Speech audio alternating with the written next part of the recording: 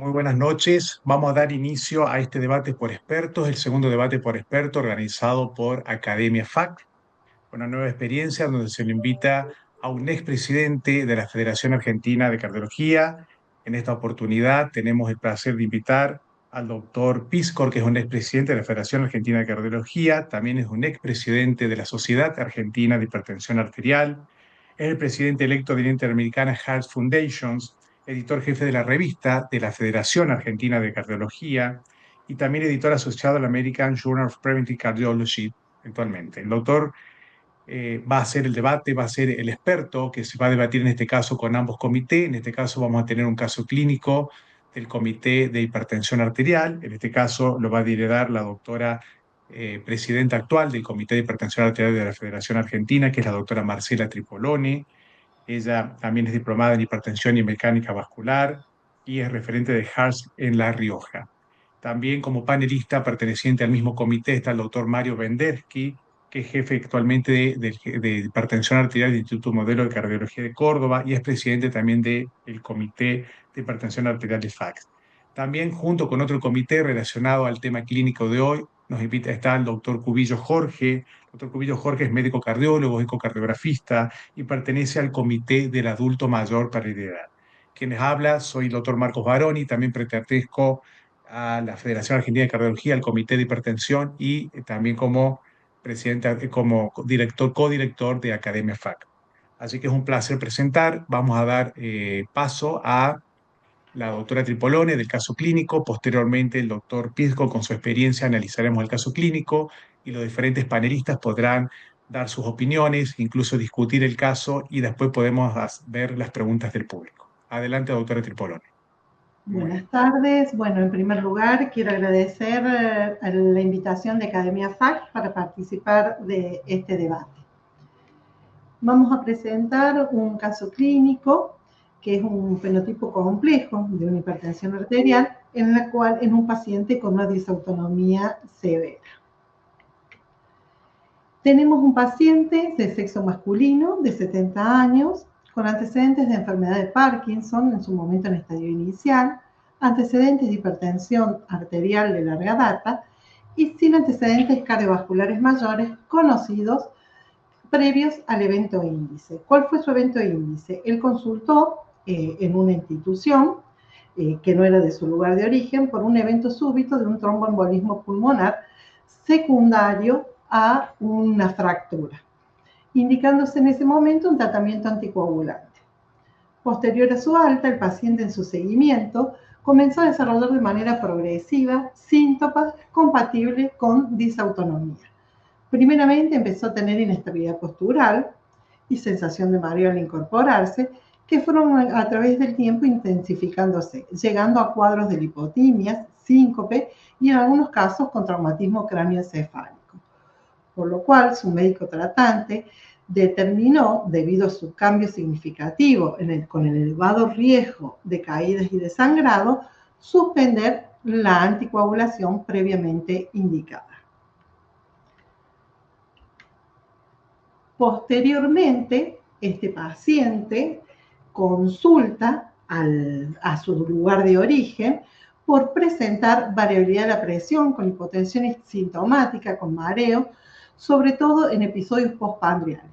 Primeramente era acompañado de debilidad, de sudoración fría, pero fue incrementándose, como bien mencionábamos anteriormente, con pérdida de conciencia, traumatismo craneoencefálico, lo que lo llevó a tener una importante afectación en su autonomía funcional y en su calidad de vida.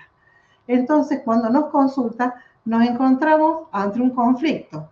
Probablemente estamos sospechando, es un paciente con antecedentes de hipertensión arterial, así que sospechamos que pueda llegar a tener hipertensión supina con episodios francos por la sintomatología de hipotensión ortostática empeorada no solo por su edad, sino por su disautonomía producida probablemente por su enfermedad de Parkinson. Este paciente en el examen físico se encontró una tensión arterial de decúbito de 160 de sistólica y 80 milímetros de mercurio de diastólica, con un descenso abrupto a los 3 minutos en posición de bipedestación a 80 milímetros de mercurio de sistólica y 40 de diastólica, con una frecuencia cardíaca de 85 latidos por minuto durante el decúbito, cayendo 72 latidos por minuto en el ortostatismo, evidenciando una respuesta cronotrópica inadecuada ante el cambio postural. En el momento de la consulta, este paciente estaba medicado por su Parkinson con levodopa y pramipexol. Y por su hipertensión arterial, que ya sabíamos que era de larga data, estaba medicado con lecardipina de 20 miligramos diarios. Nos encontramos entonces con un gran desafío. ¿Cómo tratamos su hipotensión ortostática en este paciente con hipertensión supina? Y probablemente no sea solo ante el decúbito, sino que tengamos una hipertensión nocturna severa. Como bien sabemos, mientras mayor hipertensión nocturna tenemos, probablemente sea peor su hipotensión ortostática. Ya vamos a ver cuál es el mecanismo que encontramos. Este paciente le realizamos un mapa para confirmar este diagnóstico, en el cual tuvimos un promedio diurno de 138,84 milímetros de mercurio, un promedio nocturno de 170 de sistólica y 90 de diastólica, con un patrón con hipertensión nocturna y alteración del ritmo circadiano, con pérdida del esencia fisiológico nocturno, efecto Riser. Estos hallazgos entonces nos permitieron establecer el diagnóstico de la coexistencia de una hipertensión supina con asociación de hipotensión ortostática, probablemente por su enfermedad de Parkinson. Entonces nos encontramos con este círculo vicioso. El paciente de noche presenta hipertensión supina, lo que lleva a un aumento de la natriuresis, teniendo mayor depresión de volumen y por lo tanto también empeorando también su hipotensión ortostática. Si no tratamos tampoco su hipertensión nocturna, que ya tenemos diagnosticada que tiene una hipertensión nocturna importante, también puede esto producirnos daños de órgano blanco. Entonces, tenemos que ver qué medicación podemos poner o cómo podemos acomodar su medicación para tratar las dos patologías al mismo tiempo. Como vimos, la hipertensión nocturna podría producirnos daño de riesgo cerebrovascular, hipertrofia ventricular izquierda, deterioro renal, poder aumentar su riesgo cardiovascular. ¿Qué conducta tomamos? Este paciente encontramos hallazgos clínicos, los cuales interpretamos con una disautonomía cardiovascular secundaria severa, producida por su enfermedad de Parkinson, coexistiendo la hipotensión ortostática y la hipotensión postprandial sobre todo y supina. Esto nos configura un estado complejo para poder tratarlo. Entonces, este paciente tenemos que no tratarlo de manera genérica, sino con una individualización estricta. No podemos tratarlo con dosis estándar, sino que tenemos que tratar a este paciente de acuerdo a su complejidad y también tratarlo de acuerdo a su seguridad. Porque si bien es importante no evitar su riesgo cardiovascular, también es importante evitar los episodios de síncope, los traumatismos producidos por las caídas en su hipotensión ortostática. Entonces hay que hacer un balance muy sutil y muy estricto entre manejar su hipotensión y su hipertensión. ¿Cómo podemos hacerlo? Podemos hacerlo haciendo intervenciones que podamos alinear tanto el estado de hipotensión con hipertensión, acomodando los medicamentos de acuerdo a la cronología del paciente y su ritmo circadiano. Con este paciente nos encontramos que estaba con la levodopa. Es un tratamiento para el Parkinson, es un tratamiento que no podemos suspenderlo.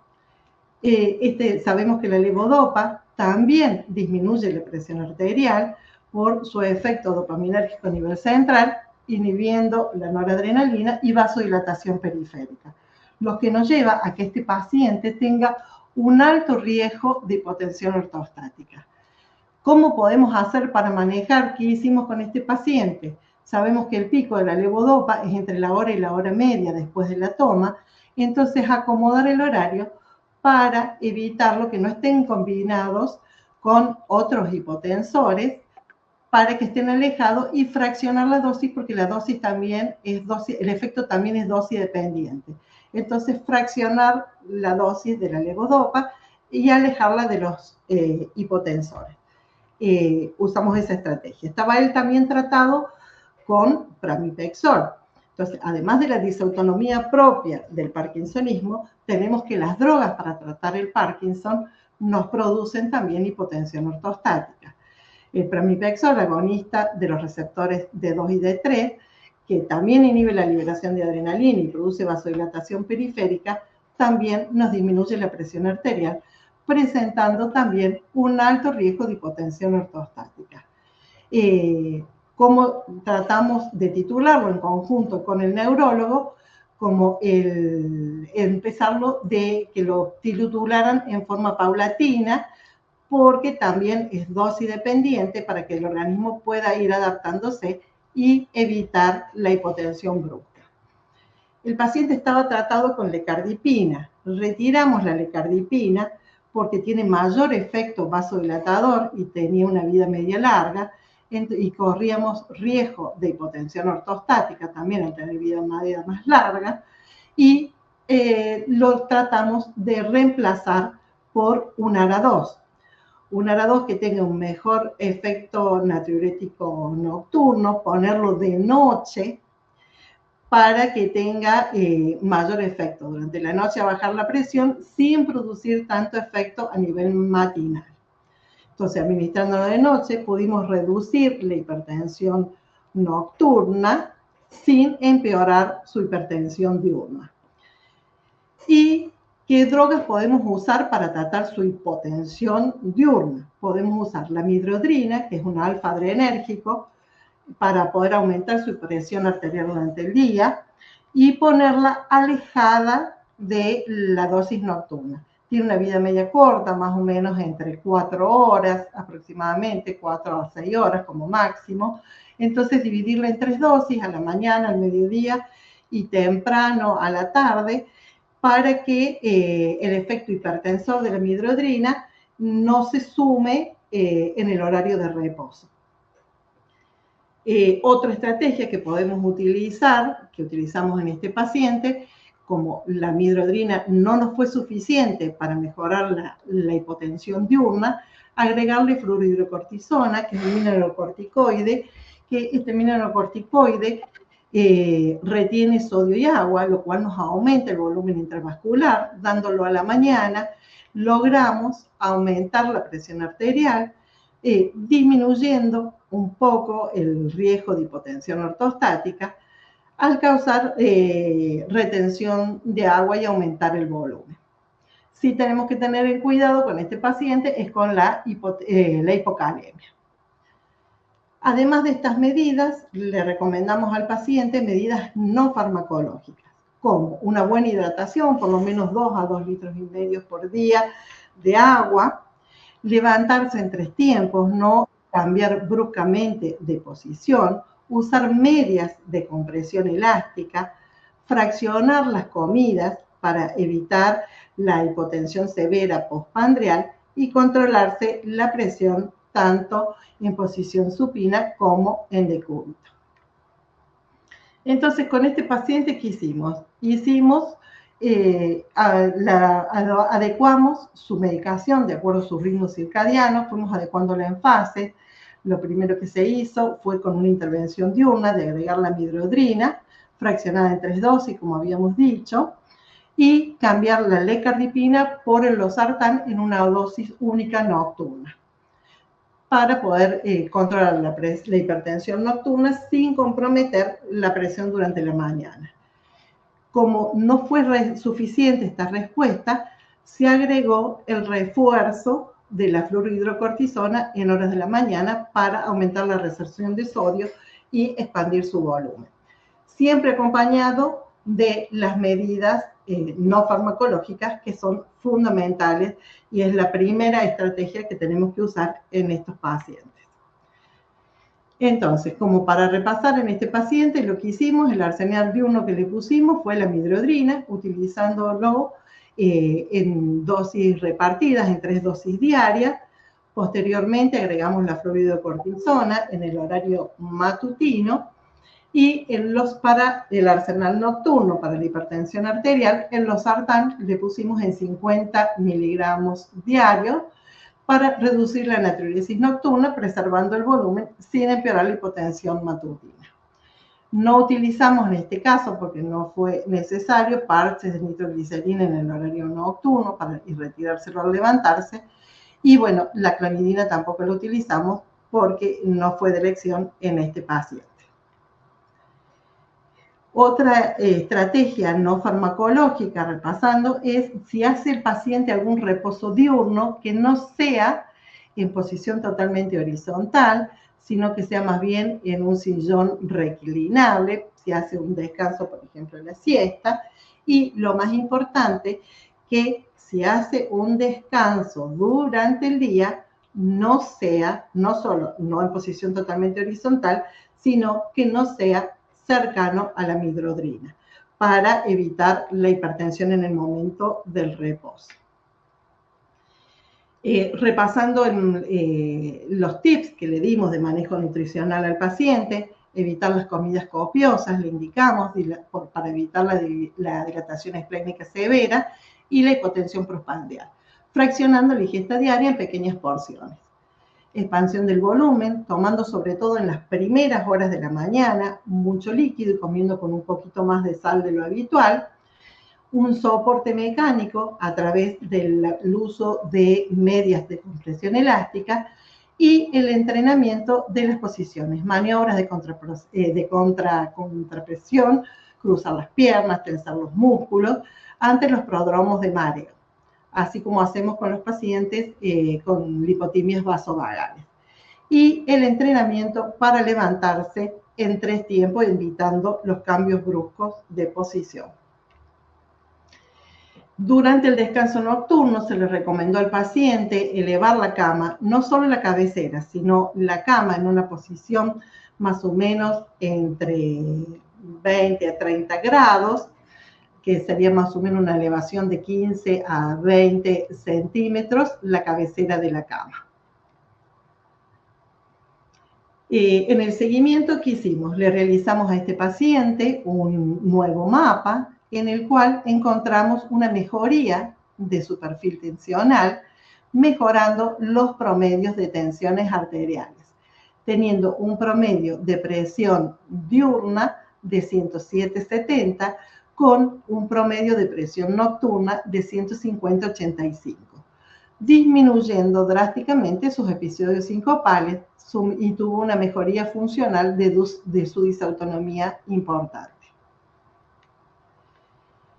Repasando las guías en forma sintética, que ya nos va a comentar el doctor Piscor, las guías en su mayoría, tanto la de la Sociedad Europea como la de la Sociedad Española y las guías americanas, coinciden en que suspender los fármacos que empeoran la hipertensión siempre y cuando sea posible. Como hemos visto, algunos fármacos no los podemos suspender en este caso porque tiene hipertensión severa, nocturna, con una franca hipotensión diurna. Y el tratamiento farmacológico, utilizarlo como primera línea obligatoria. Como mencionamos anteriormente al paciente, le dimos todas las recomendaciones de tratamiento no farmacológico.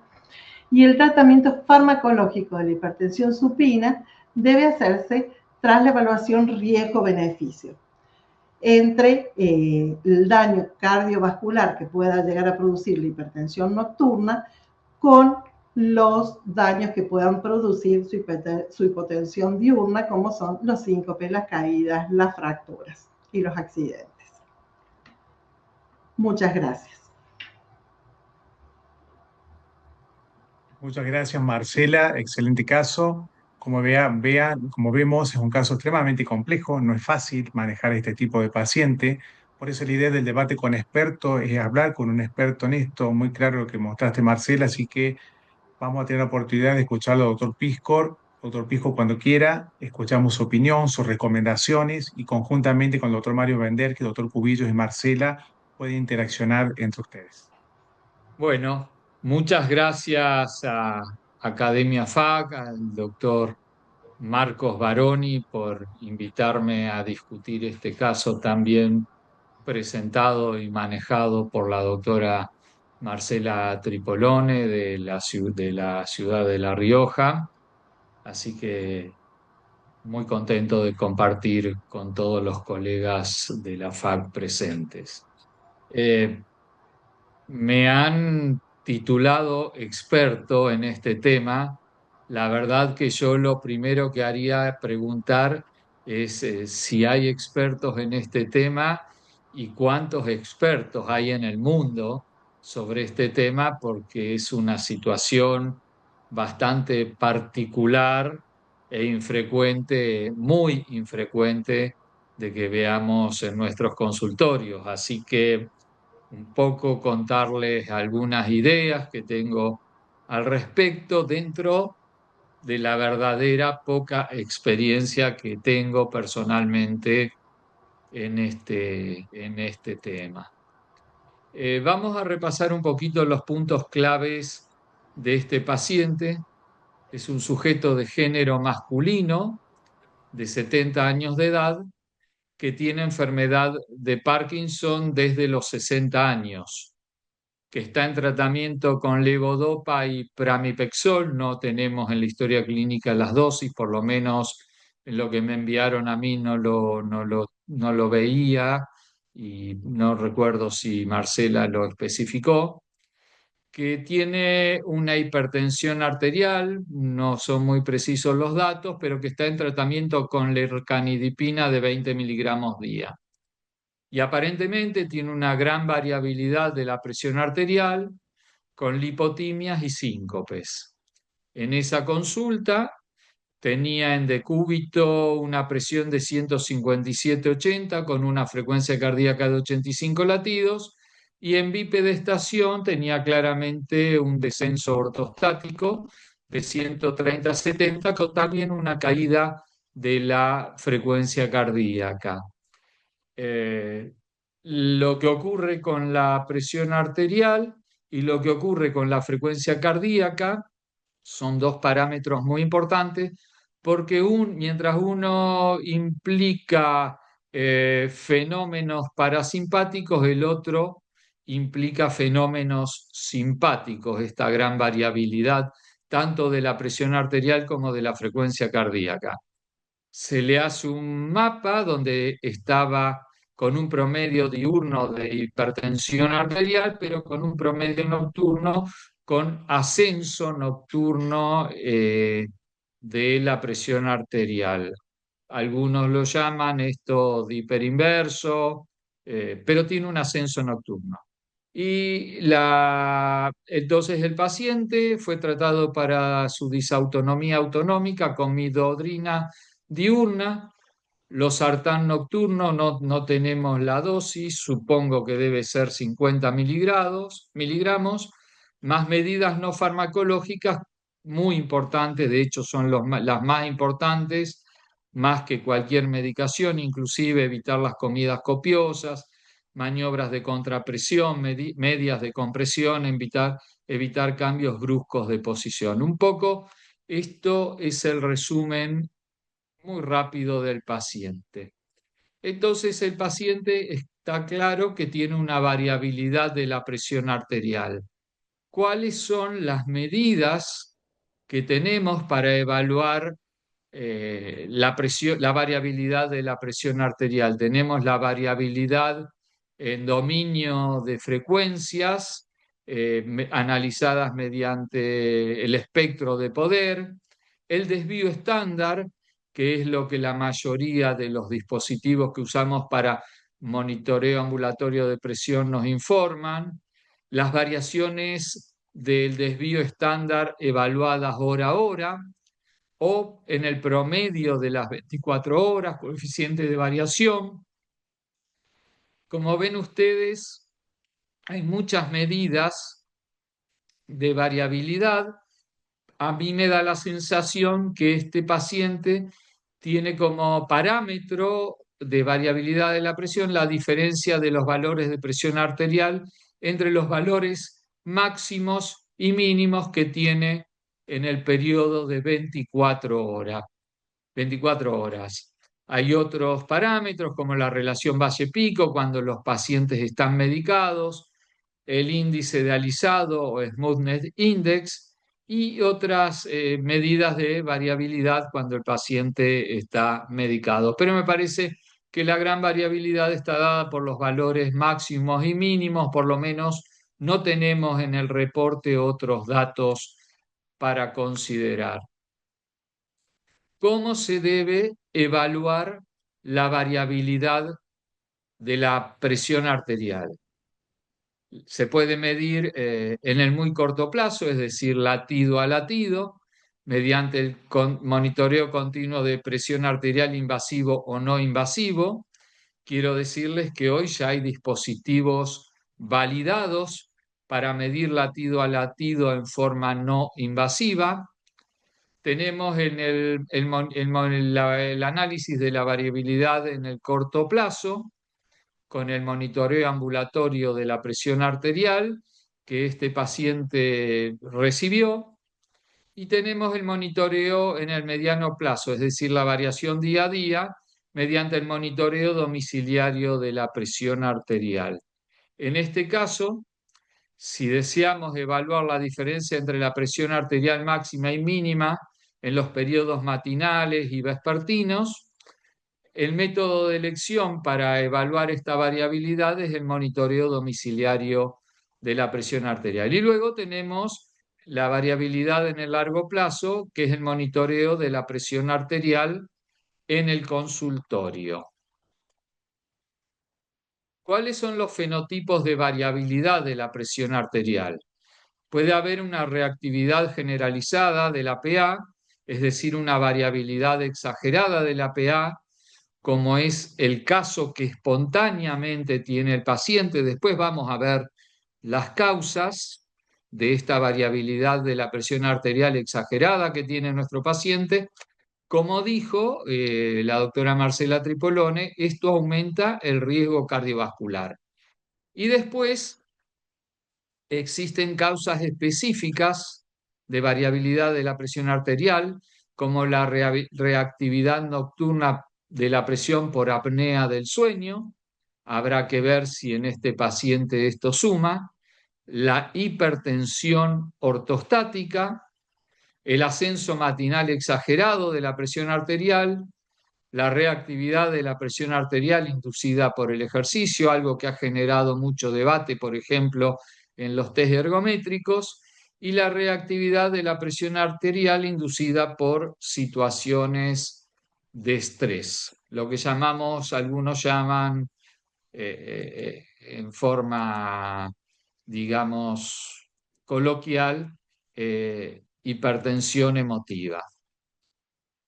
Nuestro paciente tenía lo que se llama hipertensión ortostática neurogénica.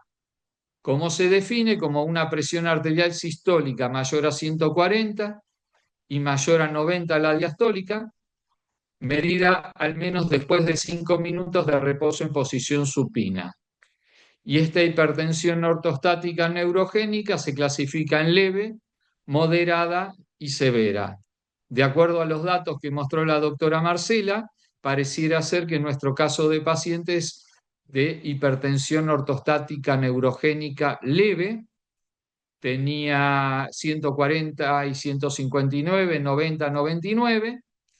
Si nos basamos en el mapa, podríamos decir que podría estar entre leve y moderada, pero definirla la hipertensión ortostática neurogénica como leve en nuestro paciente.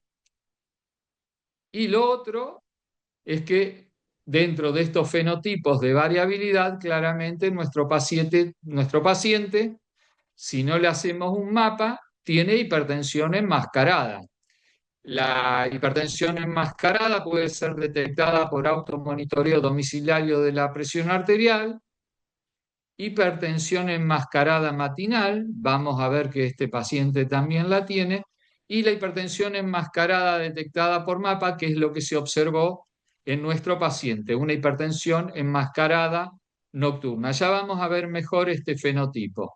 Y después tenemos la hipertensión enmascarada inducida por estrés. Son las personas que, por ejemplo, tienen hipertensión en el mapa durante la carga laboral y durante el resto del día no están hipertensos.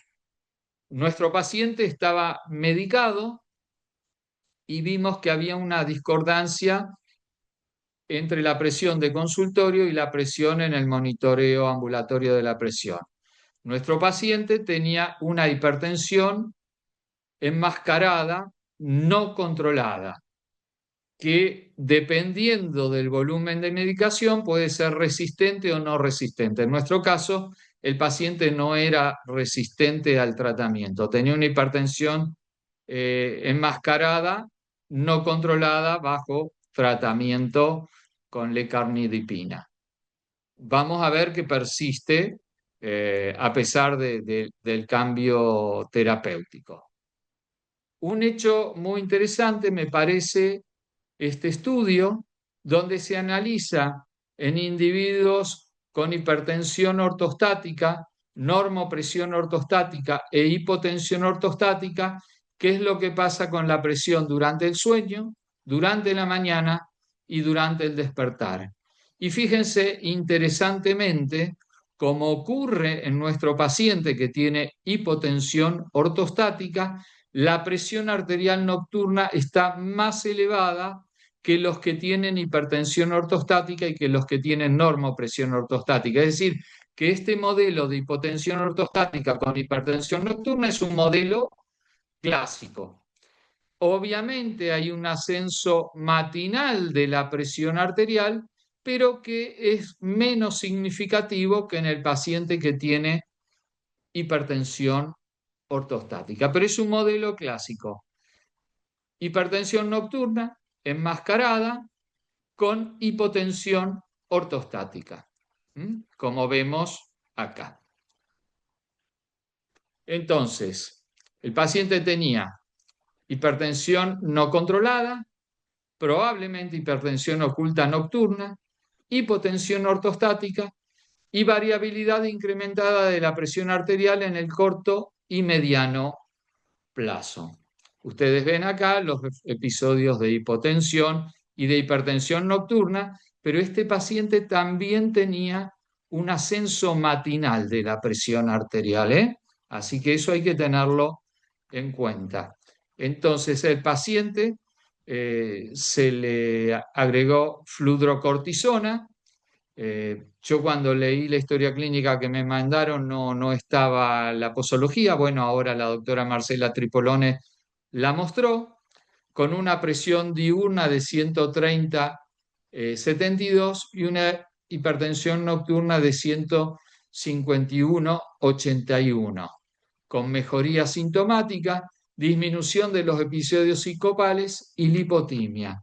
Pero fíjense que el paciente, a pesar de la medicación, tiene descensos diurnos y nocturnos muy significativos de la presión arterial. No sé, al no tener el diario del paciente, no sé si estos episodios de 24 horas fueron sintomáticos o no.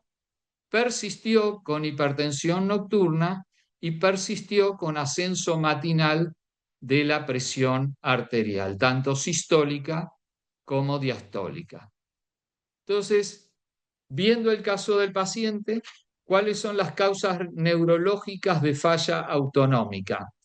Está la falla autonómica aislada, que puede ser aguda o subaguda o crónica progresiva. Dentro de las agudas o subagudas, las gangliopatías autonómicas autoinmunis y la neuropatía autonómica paraneoplásica. Muchas veces estos casos de falla autonómica pueden ser, no muchas veces, pero pueden ser la forma de presentarse de una neoplasia. Entonces, muchas veces, o las veces que sea necesario, habrá que pensar si el paciente no tiene una disautonomía, si no tiene una neoplasia que la está disparando. Y después, dentro de las crónicas y progresivas, la falla autonómica pura, es decir, sin ninguna patología de base. Y después tenemos la falla autonómica progresiva asociada con parkinsonismo, ataxia o demencia, que parece ser el caso de este paciente, ¿eh? Ya que tenía un Parkinson de 10 años de evolución. Puede ser una atrofia sistémica pura o puede ser debida a desórdenes de los cuerpos de Levy, como es el caso de la enfermedad de Parkinson o la demencia con cuerpos de Levy. Los cuerpos de Levy son unas proteínas que se depositan en las neuronas, que se llaman alfa-simudelina, y que luego de la enfermedad de Alzheimer es la segunda causa más frecuente de demencias. Y que obviamente estos depósitos de estas proteínas en las neuronas también están asociadas a la enfermedad de Parkinson. Y después existen otras causas como las leucoencefalopatías familiares y los desórdenes producidos por priones, que también es otro tipo de depósito de proteínas en el sistema nervioso central. Priones. Se llaman priones estas proteínas. Después tenemos las neuropatías sensitivas, mejor dicho, la falla autonómica asociada con neuropatías periféricas, como las neuropatías sensitivos motoras crónicas, dentro de las cuales las que más podemos ver nosotros claramente la diabetes y la amiloidosis. Hay algunos desórdenes metabólicos como las deficiencias de vitamina 12 y los pacientes con enfermedad renal crónica, las neuropatías tóxicas, las gangliopatías sensoriales como el síndrome de Sjögren y nuevamente los paraneoplásicos. Y dentro de las neuropatías distales dolorosas, obviamente, nuevamente, la diabetes tipo 2 fundamentalmente, las amiloidosis, las idiopáticas, las infecciosas, por ejemplo, por HIV, y las hereditarias. Y después tenemos las polirradiculopatías o neuropatías agudas o subagudas, como el síndrome de Guillain-Barré, que esto sí se ve, no es frecuente, pero se ve, que lo hemos visto lamentablemente bastante cuando fue la epidemia de COVID-19, donde el COVID-19 en algunos casos generó esta polirradiculopatía, la porfiria, la neuropatía aguda sensorial o motora y el síndrome de Ross, que es una anhidrosis segmentarias con pupilas rojas y falta de reflejos. Entonces, para encuadrar nuestro paciente y cómo debemos estudiarlo, tenemos la falla autonómica, que puede no tener ninguna manifestación asociada, la falla autonómica pura, que puede ser aguda, subaguda o crónica o progresiva, el Parkinson y la ataxia, que parece ser lo que tenía nuestro paciente, y la neuropatía periférica. Como dijimos, la aguda o subaguda pura, además de las formas autoinmunes, hay que sospechar en paraneoplásicas y, digamos, las neuropatías periféricas, que ya las nombré, por anticuerpos y, bueno, los estudios que hay que hacer. No nos vamos a detener en esto porque no es nuestro tema, pero sí vamos a detenernos en el Parkinson y la ataxia, que son crónicas, progresivas, como les dije, falla autonómica pura o por desórdenes de los cuerpos de Lewy, que sería la del Parkinson, y las atrofias múltiples sistémicas. ¿Cómo estudiarlos? Con estudios autonómicos, por ejemplo, para ver la variabilidad de la frecuencia cardíaca en un electrocardiograma de Holter, tanto en dominio de frecuencia como en dominio de tiempo. Hace unos años hicimos un estudio evaluando la variabilidad de la frecuencia cardíaca en dominio de tiempo y vimos que lo que ocurre es exactamente al revés de lo que ocurre cuando hay hipertensión arterial, cuando el efecto del sistema nervioso autónomo sobre la presión arterial. Cuando la Variabilidad está incrementada de la frecuencia cardíaca es porque hay un predominio del sistema nervioso simpático y esto se asocia, como dijo la doctora Marcela, a mayor daño en órgano blanco. Es decir, una variabilidad aumentada de la frecuencia cardíaca se asocia a mayor daño, perdón, una variabilidad reducida de la frecuencia cardíaca se asocia a mayor daño en órgano blanco porque hay hiperactividad del sistema nervioso simpático. También se puede hacer estudios de los nervios peroneos en nuestro estudio para ver la descarga simpática. En nuestro medio esto no se hace. Las neuroimágenes con resonancia magnética, la polisomnografía, porque como les dije, esto se puede asociar a apnea obstructiva del sueño, estudios urodinámicos, porque vamos a ver que esto se puede asociar a vejiga neurogénica, y estudios para medir el déficit neurológico, neuropsicométricos. ¿Cuál es el tratamiento de la falla autonómica? Para la hipotensión ortostática, las recomendaciones más importantes, más que el tratamiento farmacológico o lo que sea, son las recomendaciones para el paciente. Que aprenda a reconocer los síntomas atípicos de hipotensión ortostática, porque esto obviamente se puede asociar a traumas endocranianos, fracturas de cadera, y como ustedes saben, esta patología se da en individuos de edad avanzada, y en edad avanzada la quinta causa de morbimortalidad son los síncopes malignos. Así que es muy importante que aprendan a reconocer los síntomas de hipotensión ortostática para evitar caídas. Levantarse lentamente de la cama, micción en posición sentado, evitar el calor y los ambientes húmedos, realizar ejercicios regulares, evitar el estiramiento muscular, controlarse diariamente la presión y discontinuar las drogas agravantes. Si el paciente tiene hipertensión supina, como es el caso de nuestro paciente, no sé si tiene poliuria nocturna, que es algo que se asocia mucho a la hipertensión supina, porque la poliuria nocturna lo que trata es de compensar la hipertensión supina, reduciendo el volumen de sodio y agua. Dormir con la cabecera de la cama sobrelevada en Trendelenburg invertido, aproximadamente 10 centímetros. Las contramaniobras posturales, por ejemplo, cruzar piernas, estar acostado, se deben evitar.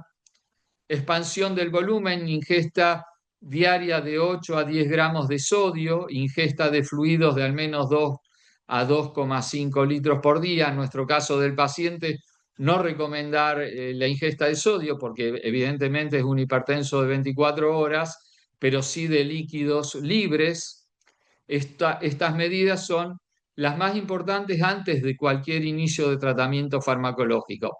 Y si el paciente tiene un episodio de hipotensión ortostática, la ingesta rápida de 500 mililitros de agua de grifo para que aumente, porque esto aumenta la presión arterial independientemente de la expansión de volumen. Y después los cambios alimentarios que previenen la vasodilatación esplácnica, evitar alcohol, comer poco, comidas fraccionadas, y es mejor que coman carbohidratos durante la noche antes que comidas con cargas grasas o proteicas o ricas en proteínas. En cuanto al tratamiento, bueno, la doctora Marcela ya lo mostró, acetato de fludrocortisona en dosis fraccionadas de 0,1 a 0,4 miligramos por día. La midodrina, que ella también la comentó, en dosis fraccionadas de 10 a 40 miligramos por día. Ustedes ven acá los efectos adversos que pueden tener. La midodrina es una prodroga que se tiene que transformar en desdimidronina y que básicamente la desdimidronina es un estimulante alfa simpático, con lo cual genera vasoconstricción. Por eso, como ella dijo, hay que tener cuidado con estos fármacos en hipertensión arterial. Después puede ser la piridostigmina. La piridostigmina es un inhibidor de la acetilcolina, por lo tanto aumenta los niveles de acetilcolina en el espacio intersináptico, y esto aumenta los niveles de acetilcolina que genera vasoconstricción en la pequeña circulación. También se puede considerar la droxidopa en dosis de 100 a 600 miligramos 3 veces al día. Esto puede aumentar la hipertensión supina que tenía nuestro paciente. Básicamente la droxidopa lo que hace es aumentar los niveles de eritropoyetina. Perdón, los niveles estoy mirando el siguiente tema, puede aumentar los niveles de norepinefrina. Después se puede utilizar eritropoyetina, también puede generar hipertensión e hipertensión supina. Desmopresina en spray nasal, que obviamente actúa sobre el volumen de sodio y agua, y el octreotide, que es un sustituto de la somatostatina, es decir, una hormona. También, como dije, puede estar asociado a vejiga neurogénica, en cuyo caso el paciente puede requerir anticolinérgicos y a veces para orinar el autocateterismo intermitente. Puede tener babeo por parálisis de los músculos de la boca. A veces también es necesario en estos casos utilizar toxina botulínica. Puede tener gastroparesia. Todos son aspectos que hay que considerar en nuestro paciente, que muchas veces esto altera la absorción de la levodopa con el cual se maneja.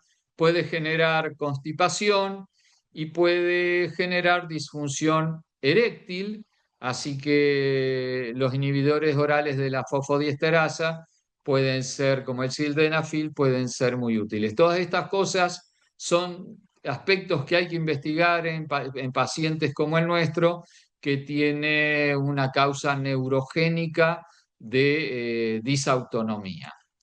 Y por último, les quiero mostrar este trabajo que fue presentado y publicado hace muy pocas semanas en JACC Case Report.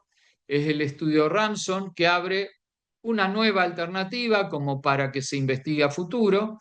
Esto es una prueba de concepto, el estudio Ramson, que es la denervación simpática renal en la disautonomía neurogénica severa. Como ven, se incluyeron 12 pacientes con una edad de 73 años, 75% de sexo masculino, muy parecido a nuestro paciente, que tenía alta variabilidad de la presión arterial, que tenían hipertensión supina, caídas ortostáticas con síncopes recurrentes y tenía una inestabilidad neurogénica simpática clara. En el estudio fueron sometidos a denervación simpática renal bilateral y fueron dados de alta a las 24 horas sin complicaciones vasculares, sin complicaciones renales y con seguimiento del 100% de los pacientes. Y en un seguimiento a 12 meses, como ven ustedes, perdón, a 6 meses, como ven ustedes, hubo una respuesta clínica favorable en 9 de los 12 pacientes. 9 de los pacientes respondieron absolutamente, reduciendo los síncopes, mejorando el ortostatismo y mejorando la calidad de vida. Un paciente tuvo respuesta parcial y 2 pacientes no respondieron. Probablemente este sea el primer trabajo publicado sobre este tema y muestra una caída de los promedios de presión arterial. Así que con esto dejo de compartir mi presentación, agradeciendo nuevamente a Academia FAC por darme esta oportunidad. Excelente, doctor Pirco, muchísimas gracias. La información aportada me pareció muy interesante y no lo conocía. El último dato que aportó es realmente muy interesante, más en la complejidad de este paciente que nos cuesta muchísimo.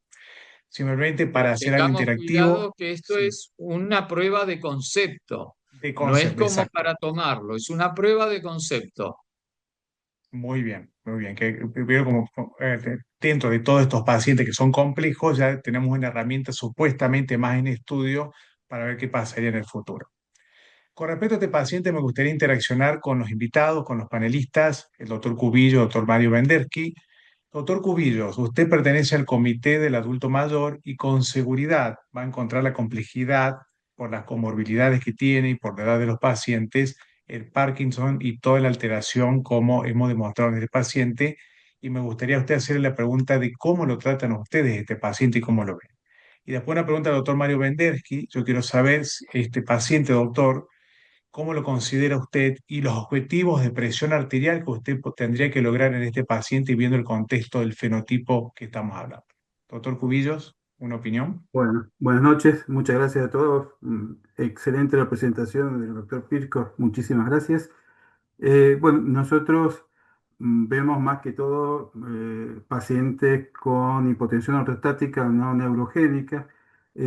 Muchas veces lo que primero evaluamos es la fragilidad que tiene el paciente para ponerlo en el contexto y ver todas las causas de esa hipotensión ortostática no neurogénica, por ejemplo, si están hipovolémicos, la polimedicación. Tratamos de hacer una evaluación previa de todos los factores que pueden producir este cuadro en el paciente y sobre todo tratar de desprescribir muchas de las medicaciones que recibe, que muchas veces terminan siendo la causa de estos cuadros de hipotensión ortostática. Hago mucha hincapié en los tratamientos no farmacológicos para nuestros pacientes más añosos, tratando de evitar fármacos que puedan producir otras alteraciones. Eh, la pregunta es muy frecuente también en nuestros pacientes la hipotensión ortostática postprandial. Quería saber, por la gran experiencia de los oradores, a ver cuál es su experiencia, si utilizan, aparte de una dieta que pueda ser más repetida y con menos porciones, si hay alguna medicación que consideren que pueda ayudar a evitarla.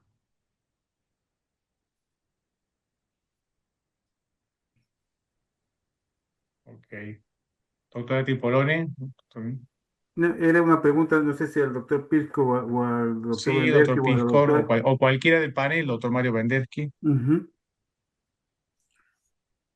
No, bueno, yo también agradezco a Academia FAC, eh, pero este no es un caso de hipotensión ortostática.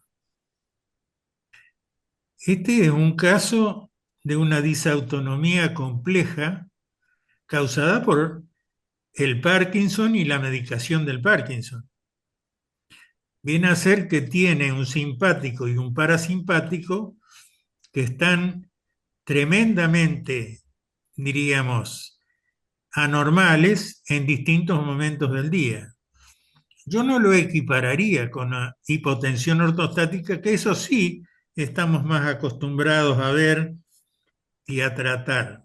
Este es un caso mucho más complejo y por eso eh, diríamos es que no hay coincidencia en general en cómo tratarlos, porque diríamos la hipotensión ortostática diurna sabemos cómo más o menos manejarla y la hipertensión nocturna también sabemos más o menos cómo manejarlo. Lo que pasa es que eh, sepamos que el simpático y el parasimpático de estos pacientes, de por sí por el Parkinson y por la medicación que reciben por el Parkinson, están muy, diríamos, eh, mal barajados. Y entonces, por eso yo no lo equipararía con una hipotensión ortostática que habitualmente sí vemos en el tratamiento. Esto es mucho más complejo. Lo que sí le haría una pregunta a Daniel, porque el último trabajo que mostraste, Daniel, es un trabajo recontra interesante, porque realmente lo que plantea es una disminución del simpático. Y pacientes como el nuestro no tienen una reducción del simpático solamente. Tiene una complejidad del simpático y el parasimpático, más las drogas que recibe, que son realmente mucho más complejos que un aumento simple del simpático, que es lo que logra la denervación renal. La denervación renal, yo creo, yo hubiera esperado que ayude a manejar la hipertensión nocturna. Pero lo que no hubiera esperado, y por eso no lo entiendo, y lo podemos charlar un ratito, es por qué también mejoró la hipotensión ortostática del paciente diurno y por qué los pacientes tuvieron menos síncope. Eso realmente, y menos caídas, la verdad es que yo a este cuadro lo conozco bastante bien porque Marco es un paciente de Marcos, que realmente esperando en el consultorio a que Marcos lo vea, una vez lo tuvieron que llamar de urgencia de la sala de espera porque el paciente se había desmayado, había tenido un síncope en la sala de espera. Entonces, el asunto de la denervación simpática renal me explica una parte de la cosa, pero no la segunda parte de la cosa. ¿Qué opinás vos, Daniel? Vamos a nuestro paciente. Nuestro paciente tenía claramente hipertensión ortostática nocturna. Eso se debe a hiperactividad del sistema nervioso simpático.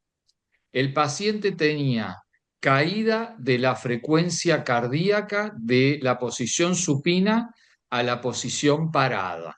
Es decir, eso claramente muestra que hay, por el otro lado, hiperactividad parasimpática. Es decir, el paciente tiene momentos de hiperactividad simpática y momentos de hiperactividad parasimpática.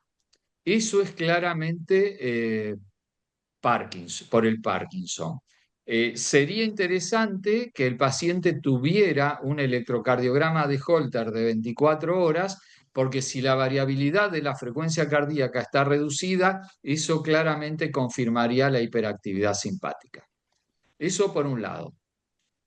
La denervación simpática renal, probablemente lo que más le mejore a este paciente va a ser la hipertensión ortostática Supina. nocturna.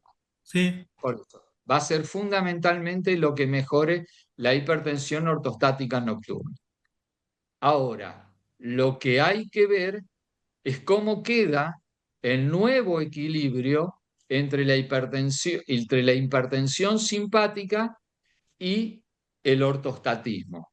Aparentemente, esto es una prueba de concepto, tiene que quedar claro. Esto no significa que sea así, pero me parece que en en un programa de actualización como esto es algo que tenemos que traerlo y ponerlo sobre la mesa, porque a lo mejor a futuro termina siendo una probabilidad, una posibilidad. Coincido también con usted en que hay que ver de estos episodios de hipotensión ortostática cuánto se debe a hiperactividad del parasimpático y cuánto se debe a las drogas que está utilizando el paciente. Porque existe, Y que no puede suspender. pero puede cambiar, porque puede cambiar las drogas para el tratamiento del Parkinson, puede cambiarlas. Entonces, habrá que ver eh, cuánto es el efecto en los niveles de presión arterial diurna de la medicación versus el hipertono parasimpático. Que eso en este paciente todavía no lo tenemos en claro. También sería interesante hacerle una polisomnografía a este paciente, no sé si es gordito, es flaco, pero aún siendo flaco puede tener igual apnea obstructiva del sueño, porque eso también puede estar afectando la hipertensión nocturna del paciente. Es decir, hay varias cosas que todavía en este paciente se deben explorar que pueden mejorar, eh, ya sea modificando la medicación de base, acomodando el estilo de vida, pueden mejorar el control de su presión arterial. Sí, este paciente mejoró con la estrategia de agregarle hipertensores diurnos, mejoró la función. Yo lo tomé como un paciente, como los que hacen pacientes síncopes vasovagales, que también es una disautonomía y que es un equilibrio entre el parasimpático y el simpático. Este paciente, las dosis neurológicas no las podemos modificar porque el neurólogo necesita ese tratamiento. Entonces, ese tratamiento que necesita el neurólogo, sí, se puede modificar por ahí cómo repartir la dosis de la levodopa. Si bien hay otros recursos, bueno, lo que se hizo fue modificación del horario del tratamiento también para el Parkinson. Pero no pudiendo cambiar. Está bien, hay algunas drogas nuevas, todo, hay otras terapéuticas para el Parkinson, pero en este paciente que no le podemos cambiar por circunstancia X su tratamiento para el Parkinson.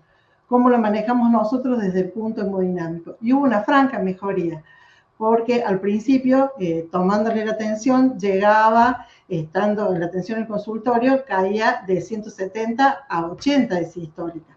Y posteriormente, cuando lo tomamos en consultorio, amén del promedio del mapa, que también mejoran los promedios, cuando le tomamos en el consultorio en forma posterior al tratamiento, si bien sigue con hipertensión nocturna, hipertensión supina, pero en el decúbito logramos a que baje a 100, no me acuerdo si era 170 el valor de la presión estando de pie.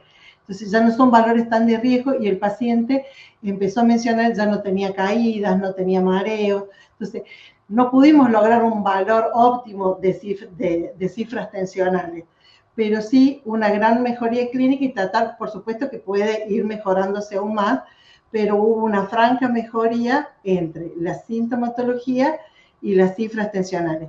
Con valores sí de hipertensión nocturna, pero no valores tan riesgosos como tenía antes para producir mayor daño de órgano blanco, y es buscar el equilibrio entre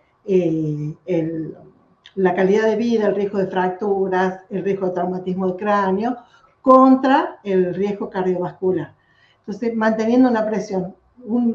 El objetivo en el paciente no fue llegar a un número perfecto de cifras tensionales, tanto diurna como nocturna, sino tratar de equilibrar la balanza entre el riesgo cardiovascular y el riesgo de fracturas y caída y calidad de vida del paciente. No se logró al 100%, pero se logró por lo menos una mejoría franca de la sintomatología y estabilizar ligeramente los valores de cifras tensionales, tanto diurna como nocturna, para que no hubiera una diferencia tan brusca y que fuera tan sintomático. Muy bien, les agradezco muchísimo la atención. Acá hay una consultita ya para ir terminando. Pregunta el doctor, hace un comentario el doctor Bisani de San Luis, si se puede pensar que al disminuir la presión nocturna en este paciente disminuye la natriuresis y eso podría mejorar los síncopes. ¿Qué comentario Sí, hacen? al tener no tener tanta depresión de volumen, va a mejorar la presión diurna. Ujú. Quizá en algo tenga que ver eso, la denervación renal, quizá algún efecto. Pero si tiene menos natriuresis nocturna, Sí, sí, probablemente tenga No estaría menos tan hipovolémico posiblemente. descenso Ujú. tensional. Está bien, de acuerdo, es una posibilidad. Es una Que es el mismo posibilidad. efecto que A hace el mí, tilt de poner la camilla en la cama en posición Ah, tiene ligeramente sentido. inclinada, con unos 30 grados o de inclinación, para evitar la depresión de volumen y la reabsorción de líquido tanto durante la noche. Eso le ayuda a que al despertar no tenga tanta depresión de volumen y pueda tener mejor cifras tensionales al incorporarse. Hay que a tener mí, cuidado a porque mí tiene un ascenso matinal de la presión. Entonces, bueno, es un paciente muy particular y el tratamiento en pacientes de este tipo es absolutamente individualizado. Así que creo que ese es el concepto que tenemos que tener. mí me parece que estamos pensando a la hipertensión nocturna como un mecanismo compensador para forzar la natriuresis por presión. Y si bien puede ocurrir eso, no lo niego que pueda ocurrir como mecanismo compensador, es un mecanismo mal compensador porque claramente esto aumenta el riesgo de daño en órgano blanco por mediado por hipertensión arterial y aumenta claramente el riesgo cardiovascular, porque además de tener hipertensión ortostática nocturna, tiene un ascenso exagerado de la presión arterial matinal. Así que yo sinceramente no lo pensaría como un mecanismo compensador, sino todo lo contrario, Ah, como un mecanismo que aumenta el riesgo cardiovascular del paciente. y renal. Sí, sí, riesgo, por eso dije, daño Ujú, en órgano blanco y riesgo cardiovascular global. ¿Mm? Cuando Sí, hablamos de daño en órgano blanco, hablamos obviamente de nefropatía hipertensiva, ¿no es cierto? mm, Dentro de los daños en órgano blanco. Así que yo no lo pensaría positivamente desde ese mecanismo. Preferiría que la presión nocturna esté normal, que no tenga un ascenso exagerado de la presión matinal y expandirlo de volumen durante el día en forma, aunque sea exagerada, para evitar las hipotensiones ortostáticas.